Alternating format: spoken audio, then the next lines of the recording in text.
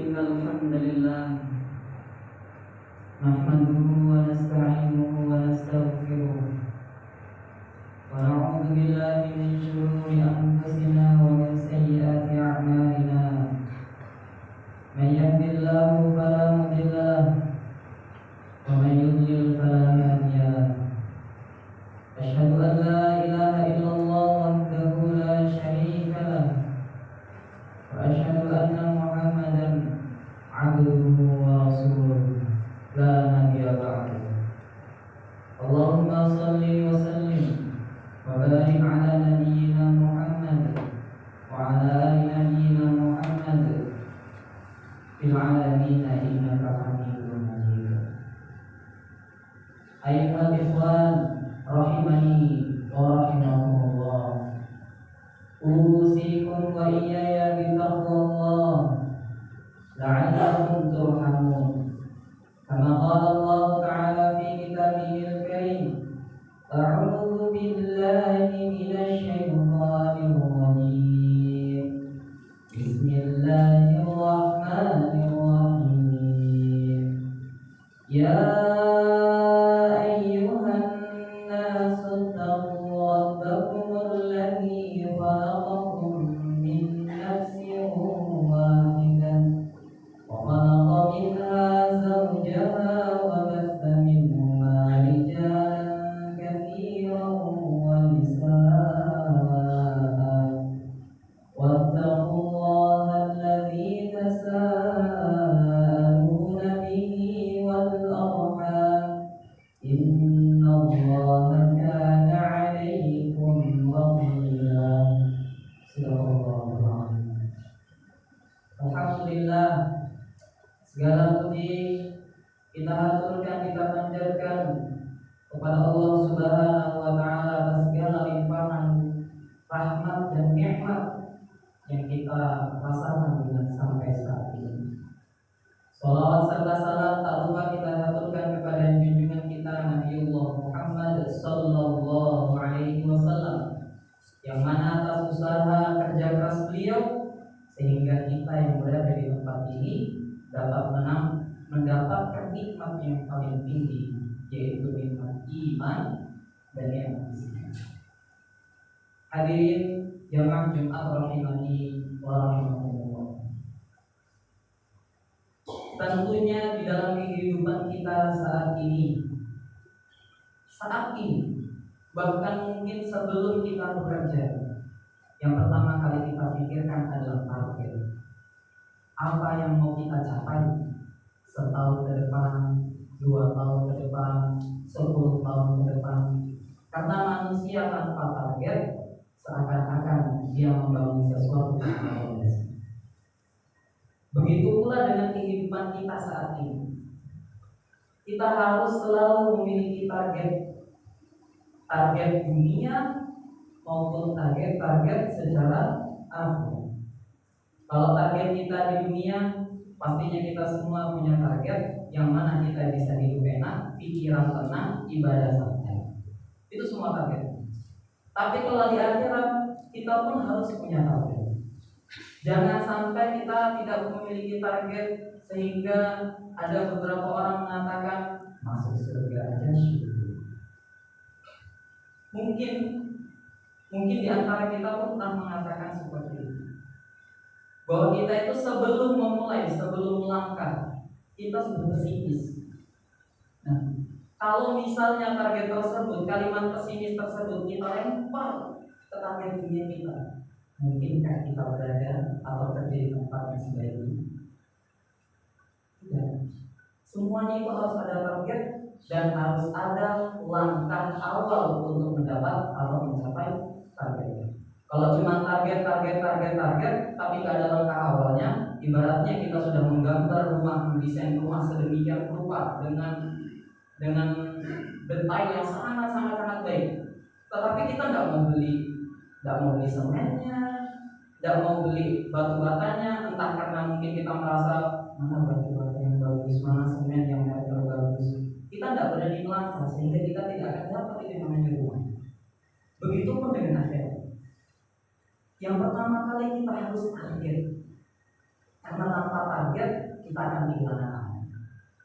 Dan tentunya semua manusia di muka bumi ini, mau dia itu muslim ataupun non-muslim, semuanya targetnya masuk surga, tempatnya tertinggi sebelahan sama Nabi Allah Muhammad SAW. Apa nabi-nabinya mereka masing-masing. Kalau kita target orang Islam, targetnya surga tertinggi, nikmat tertinggi, bertetangga dengan Nabi Allah Muhammad SAW. Kadang-kadang kalau kita sedang mengucapkan target seperti itu yang jadi pembatas kita dengan target tersebut. Maka target kita hidup di dunia ini, hidup nikmat ketika nanti meninggalnya di hadirin jamaah Jumat rahimani wa rahimakumullah. Perbedaan antara target dunia dengan target akhirat itu mungkin lebih ke arah antara abstrak atau konkret. Kalau target dunia, kita bisa misalnya kita ingin bergabung ke sebuah perusahaan. Maka target apa? Maka langkah awalnya mendaftar. Kita lempar beberapa CV ke perusahaan-perusahaan tertentu yang mungkin kita ingin targetkan. Nah, kalau target akhirat ini seperti apa memulainya? Kadang-kadang kita itu susah untuk memulai dari mana kita harus melangkah lebih awal. Hadirin jemaah Jumat rahimani wa rahimakumullah. Nabiullah Muhammad sallallahu alaihi wasallam bersabda di dalam sebuah hadis, "Inna awwala ma yuhasabu bihi al-'abdu yawmal qiyamati min 'amalihi salatuh, fa idza saluhat saluha sa'iru 'amalihi wa in fasada sa'iru 'amalihi." Atau kama qala Nabi sallallahu alaihi wasallam. Bahwa amalan yang pertama kali dihisab nanti ketika kita di hari kiamat adalah salat. Apabila baik sholat kita, maka baik seluruh amalan kita. Apabila buruk sholat kita, maka buruk seluruh amalan kita. Di dalam hadis yang lain disebutkan dengan khasarah atau rugi.